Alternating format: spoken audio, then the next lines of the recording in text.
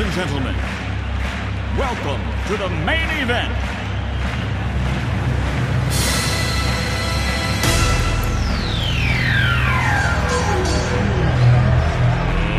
Let's get ready to rumble!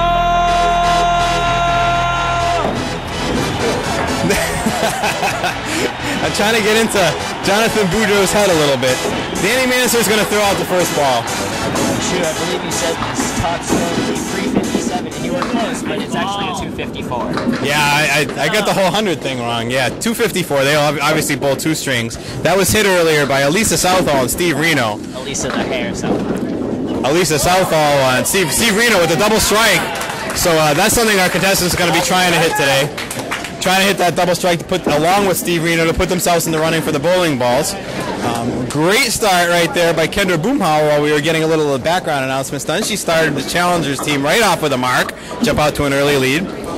Danny Manser will be looking to try to get a mark herself once her lane resets, cut into the lead that Boomhauer will have. Danny bowls out of Leo's Super Bowl. She's bowled with us many times. She's got a high triple of 364, a high single of 144. She's also bowling up over her head in an older age group. She's 14 years old. She's in the 9th grade at Triton, and you mentioned Elisa Southall, one of our champions, she's #1 seed. They go to the same high school. She's got a nice 7 box so far. So she says she sees Elisa once in a while in the hallways. Kendra Boomhauer, she's been bowling with us only 1.5 years now, but she has made every single show she's tried out for, Billy. That's pretty difficult. That is very difficult. It's hard to make one show, let alone that many shows. Wow.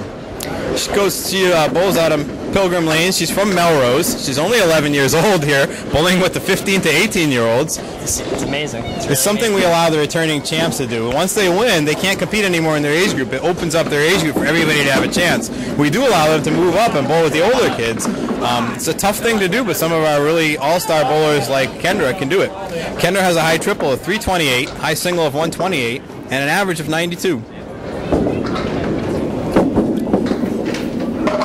Oh! Good attempt on that snare by Danny. Yeah, Danny had dropped an 8-drop. She was looking at the 7-8 with wood that looked pretty good. I thought she hit it, but it didn't carry. Didn't carry at all. Kendra has a nice 8, a very nice pocket hit. Nice 8 out for Kendra Boomhauer. Puts her team at 30 for 3 boxes. Manser and Boudreaux at 25. So we have a 5-pin lead for the challengers right now. Close match so far. Manser will be looking to do something about that 5-pin lead. Drifts off to the right a little for Manser. Boomhauer off to the left a little. Manser's leave at least is all together.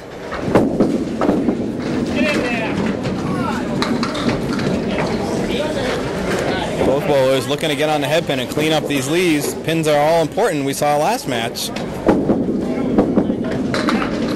Right in there. Both girls right on the head pin on their last balls. Nice 8 for Danny and a tough but nice 6 box for Boomhauer.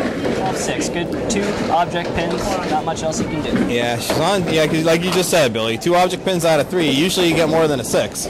They haven't exactly been flying here today at Woburn. We've seen some tougher scores. They really do fly in Woburn. So with that type of environment, it makes the 9s and 10s all that much more important. Awesome ball by Kendra there, leaving the 2-4. 2-4, some slow-moving wood might actually move in to help her. 4 horsemen for Danny's makeable. Danny just going by the head pin there. Yeah, Danny just drifted left. I think that's easy to do on the 4 horsemen, isn't it, Bill? You look, you see all the pin. You don't want to miss it on the open side. Never. Leave yourself susceptible to a possible 6 box. Kendra's waiting for her balls. They're very slow coming back on 18, unfortunately. Stay focused, Kendra. Words of encouragement. I see him coming back now. Just be another minute. She'll be looking when her ball comes back to try to run down the 2-4, try to make a Big 10. Right now, her team has a 2-point lead. Should be looking, 4-point lead, excuse me. I said the 10 makes it a 4-point lead. So she sits down. Boomhauer and Taylor 46. Manser and Boudreaux 42. 4-pin lead for the challengers, which Taylor will look to build on. And here comes the matchup. And J-Bum would be looking to punish me for a little height joke. You're not one to make a height joke. I was going to say that myself. Wow. Touche. Both bowlers jump up there, obviously not feeling any pressure at all over the headpin, and they both hit spread eagles. Boudreaux with a nice attempt at his, just barely missed cutting the 2-pin over. Got some nice spinning action. Taylor with an attempt at his. With an attempt. It was an attempt. We can confirm it was a definite attempt. Beautiful out by Taylor. Nice out for Taylor. Both bowlers get nice 8 boxes out of it. Salvage the box. Anytime you get, I think when you get a spread eagle, if you get an 8, you can't feel too bad about it. You get a 9 or a 10, you usually feel pretty good. Absolutely. Make a spare, you're on top of the world. Until you throw the next spread eagle. Right. Exactly. Boudreaux with that big lefty hook he has. Just missing coming in on the headpin on the 1-2 pocket. He drifts by a little to the left. Robbie smashes the headpin, but he's left with a tough leave, Bill. It's the 5-10 with a piece of wood out in front that's still moving. If it sits right there, well, it's rolling away. It's going to be a tough shot for Robbie. After Robbie makes an attempt at this shot, I'll talk a little bit about their high scores. These two bowlers have some impressive high scores. Good effort from Robbie. I was wondering if he was going to try that wood or try to cut the 5 over clean. Nice 10 for Boudreaux. And he was probably trying to see if he could have cut it over. Robbie settles for a 9.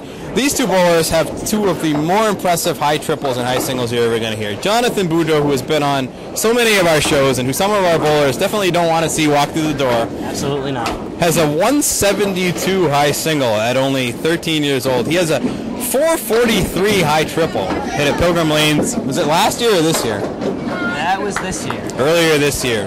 Sports a 115 average, bowls out of 2 houses, Lucky Strikes in Haverhill, and he's only in the 8th grade.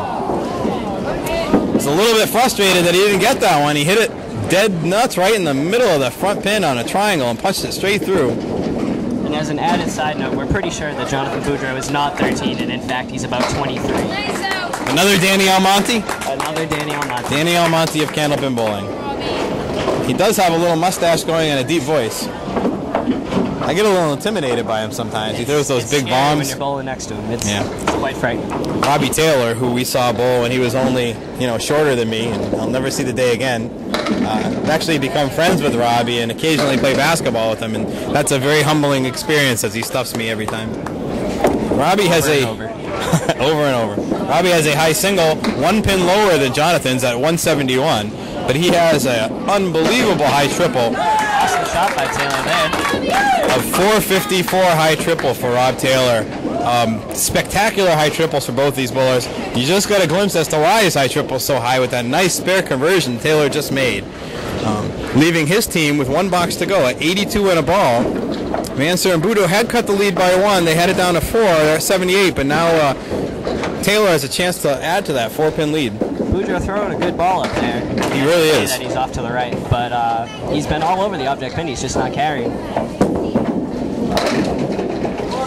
Taylor with a 7 fill. Taylor's on the object pin a lot himself, and when he does get a bad lead, this is... Oh, what a shot. What a shot by Jonathan Boudreaux. Clutch shot. Fills that spare big. He could tighten this match right up. Taylor pins well, gets a 9. That 2-1 leave Taylor had, I was starting to say, very common leave for him when he's on the head pin because he's always on it. He leaves that 2-1 splitter, hammers left. A little disappointed, but beautiful spare. Did help a lot. 3 fill. Keeps it within 1 mark. So at the end of the 1 string, Boomhauer and Taylor, 98. Mansur and Boudreaux, 91. We have a 7-pin match. Tight match, folks. Stick with us. We'll be back in a minute.